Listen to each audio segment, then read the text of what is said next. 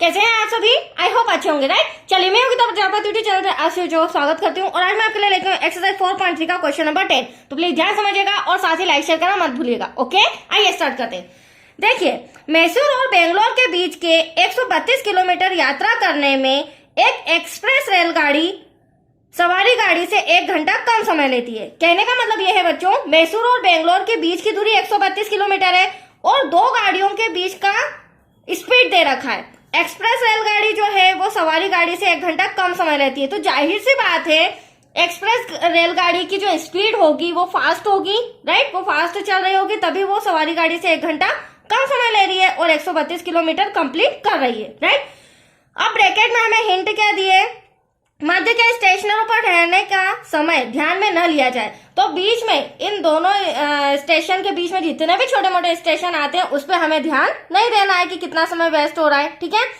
यदि एक्सप्रेस रेलगाड़ी की औसत चाल सवारी गाड़ी की औसत चाल से 11 किलोमीटर प्रति घंटा अधिक हो तो दोनों रेलगाड़ियों की औसत चाल ज्ञात कीजिए। तो देखो, मैंने आपको पहले ही समझा दिया था, यहाँ पे क्लियर और बोल रहे हैं कि एक्सप्रेस रेलगाड़ी की जो चाल है वो ज्यादा है और यहाँ हमें दे भी रखा है एक्सप्रेस रेलगाड़ी की औसत चाल सवारी गाड़ी की औसत चाल से 11 किलोमीटर प्रति घंटा अधिक है। तो हमें दोनों रेलगाड़ियों की औसत चाल ज्ञात करना है, राइट। तो दोनों गाड़ियों की औसत चाल हम मान लेंगे। सबसे पहले हम मानेंगे सवारी गाड़ी की औसत चाल जो कि मीडियम में सामान्य है, जिसे हम x मानेंगे, राइट। और एक्सप्रेस रेलगाड़ी की औसत चाल को x+11 मानेंगे क्योंकि हमें पता चल गया है उसकी स्पीड कितने किलोमीटर ज्यादा है, 11 किलोमीटर प्रति घंटा, ठीक है। तो चलिए मान लेते हैं, क्योंकि जो भी क्वेश्चन किया जाता है इबारत में हमें मानना पड़ता है। माना कि सवारी गाड़ी की औसत चाल, इसे हम मान लेते हैं x किलोमीटर पर आवर। यहां तो कोई डाउट? अब हम मान लेंगे एक्सप्रेस रेलगाड़ी की तथा एक्सप्रेस रेलगाड़ी की औसत चाल इक्वल्स टू x प्लस, क्योंकि वह सवारी गाड़ी से कितने किलोमीटर प्रति घंटा आगे है, 11 किलोमीटर।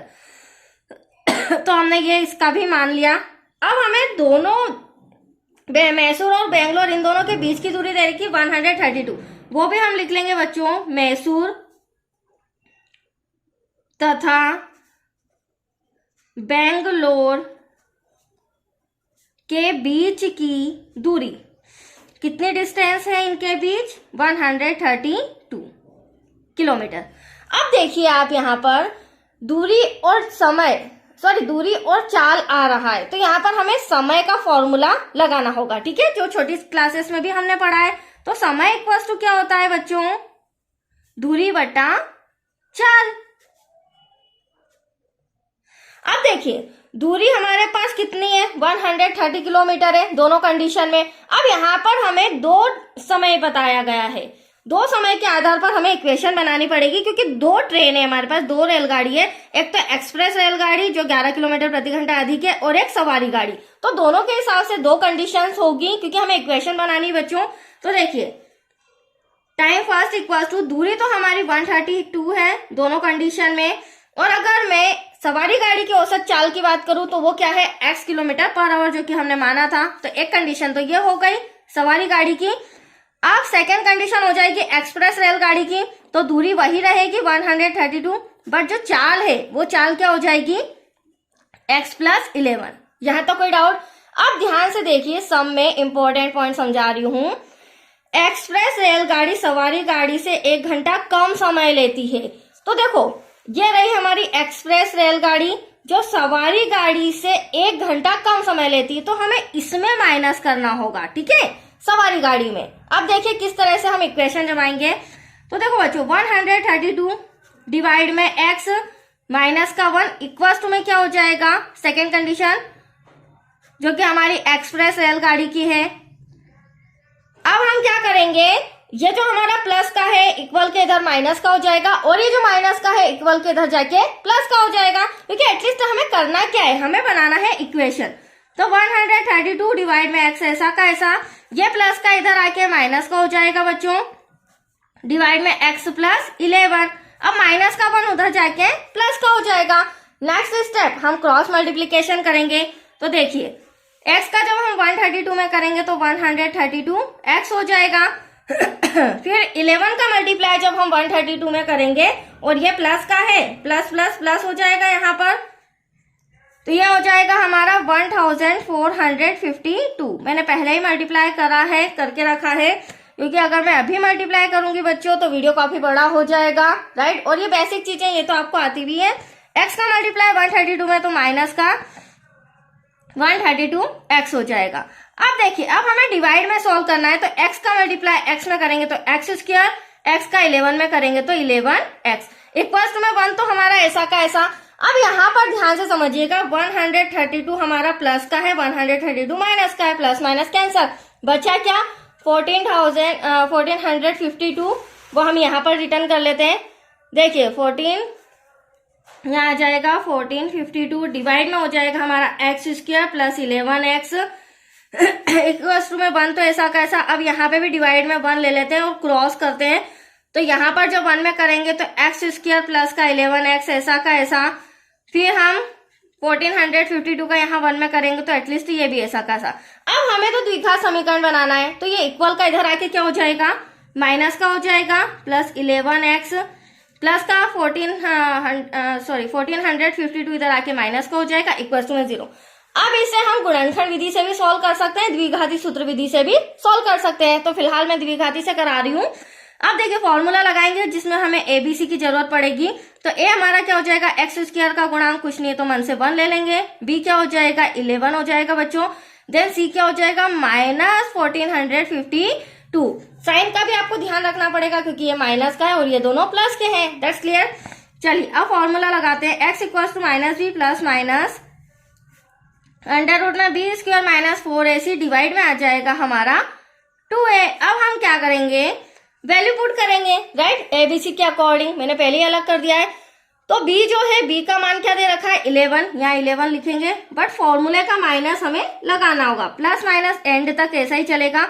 b का वैल्यू फिर हो जाएगा 11 होल स्क्वायर माइनस 4 ऐसा का ऐसा, a के प्लेस पर 1 आ जाएगा जो कि मल्टीप्लाई में है तो हम ब्रैकेट लगाएंगे, c के प्लेस पर आ जाएगा 1452, डिवाइड में हो जाएगा हमारा 2, a हो जाएगा हमारा 1। अब इसे हमें सॉल्व करना है, तो देखिए सॉल्व किस तरह से करेंगे हम, थोड़ा सा कॉपी इस तरह से कर रही हूँ। माइनस का 11 तो ऐसा का ऐसा बच्चों, प्लस माइनस 11 का 11 में मल्टीप्लाई करेंगे तो क्या आ जाएगा 121, क्योंकि 11 का स्क्वायर क्या होता है 121, माइनस माइनस प्लस 4 का इसमें मल्टीप्लाई करेंगे हम 1452 में, दैट्स योर आंसर 5808, ठीक है, डिवाइड में 2 1 2। अब नेक्स्ट स्टेप में हम इसे क्या कर लेंगे, प्लस कर लेंगे, तो देखिए माइनस का 11 प्लस माइनस यहाँ पर हो जाएगा 8 और 1 9, 2 ऐसा का ऐसा, 8 और 1 9 और 5 ऐसा का ऐसा। तो अब आप देख रहे होंगे 5929 ये हमारा वर्गमूल आया है। अब बहुत ही इजी तरीके से मैं इसका वर्गमूल एलसीएम के द्वारा निकाल के बताती हूँ, राइट, वो हम करेंगे नेक्स्ट पेज पे। तो देखिए बच्चों, x इक्वल्स टू हमारा क्या आया था, -11 प्लस माइनस अंडर रूट में 5929 डिवाइड में 2। अब इसका एलसीएम देखिए, क्योंकि हमें बिना एलसीएम के वर्गमूल पता नहीं चलेगा और इतनी बड़ी डिजिट का आपको निकालने में भी प्रॉब्लम होगी, दैट्स क्लियर। तो दूसरा अपने पास तरीका है एलसीएम लेना, ये डायरेक्टली 7 से जाएगा, मैं आपको पहले ही बता देती हूँ, 7 से जाएगा तो 59 से छोटा 56, 7 8 सा 56। अब यहाँ पर बच रहे 3, राइट, 32 हो गया, 32 आता नहीं 7 की टेबल में, 32 से छोटा 28, 4 टाइम आता है, 7 4 जा 28, ठीक है बच्चों। अब यहाँ पर बचा 4 49, तो 7 7 जा 49। अब वापस ये हमारा 7 से ही जाएगा, आप देख सकते हैं, तो 7 1 जा 7, 7 2 जा 14 और यहाँ पे वापस से 7 1 जा 7। अब 121 तो मैंने जस्ट अभी आपको बताया कि 11 का ये वर्गमूल होता है, ठीक है। तो यहाँ पर 11 से जब आप करोगे तो यहाँ पर 11 आएगा और वापस 11 1 जा 11, तो डिवाइड में बचा, यहाँ पर बचा 1, ठीक है। अब हमें पेयर बनाना है क्योंकि वर्गमूल निकालना है, तो एक हमने 7 निकाल लिया पेयर में और एक हमने 11 निकाल लिया, तो 7 और 11 इक्वल्स टू मल्टीप्लाई करेंगे तो 77, दैट्स योर आंसर। तो 5929 का वर्गमूल क्या होता है 77। तो यहाँ पर अब हम लिखेंगे -11 प्लस -77 डिवाइड में आ जाएगा हमारा 2। अब देखिए बच्चों, एक्चुअली में हमें क्या लाना है, रेलगाड़ी की चाल लाना है। तो यहाँ पर हमें एक बार प्लस लेना पड़ेगा, एक बार माइनस लेना पड़ेगा। तो देखिए यहाँ पर कंडीशन लिखेंगे प्लस लेने पर, ठीक है, यहाँ पर कंडीशन लिखेंगे माइनस लेने पर। तो यहाँ x इक्वल टू क्या हो जाएगा, माइनस का 11 और ये प्लस का 77 होगा, डिवाइड में आएगा हमारा 2, कोमा x इक्वल टू यहाँ पर माइनस का 11 और ये जो 77 है ये भी हमारा क्या होगा, माइनस का। तो यहाँ पर लिख देंगे माइनस का 77 डिवाइड में हो जाएगा 2। अब देखिए अब इसे किस तरह से सोल्व करते हैं, पार्टीशन कर रही हूं मैं। 77 में से 11 जाएगा, 66 बचेगा, बड़ी संख्या प्लस की है, कैंसिल करेंगे, 2 3 जा 6, 2 3 जा 6। तो ये 33 हमारा एक आंसर आ चुका है x का। अब हम दूसरा याद करते हैं। तो यहाँ पर यहाँ भी माइनस, यहाँ भी माइनस, तो माइनस माइनस होगा प्लस। तो यहाँ पर 88 आ जाएगा माइनस का, लेकिन साइन माइनस का आएगा बच्चों, ये भी ध्यान रखिएगा। 2 1 जा 2, 2 4 जा 2 4 जा। तो x इक्वल टू एटलीस्ट आया हमारा माइनस का 44। तो हमेशा ध्यान रखिएगा ये वाला आंसर मान्य नहीं होगा, क्योंकि हमें स्पीड बतानी, चाल बतानी, तो वो कभी भी ऋणात्मक नहीं होती है। तो हमारा आंसर x इक्वल टू क्या आ जाएगा, 33। और x को हमने क्या माना था, रेलगाड़ी की चाल। तो हम रेलगाड़ी की चाल, सॉरी सवारी गाड़ी की चाल, तो सवारी गाड़ी की चाल हमारी आ चुकी है। सवारी गाड़ी की औसत चाल, क्योंकि हमें दोनों की औसत चाल बताना है, यहाँ लिख देते हैं x equal to 33 kilometre per hour, ठीक है। अब हम निकालेंगे एक्सप्रेस रेलगाड़ी की। तो एक्सप्रेस रेलगाड़ी की औसत चाल, जिसे हमने क्या माना था, x प्लस 11 किलोमीटर प्रति घंटा, इसकी चाल अधिक है।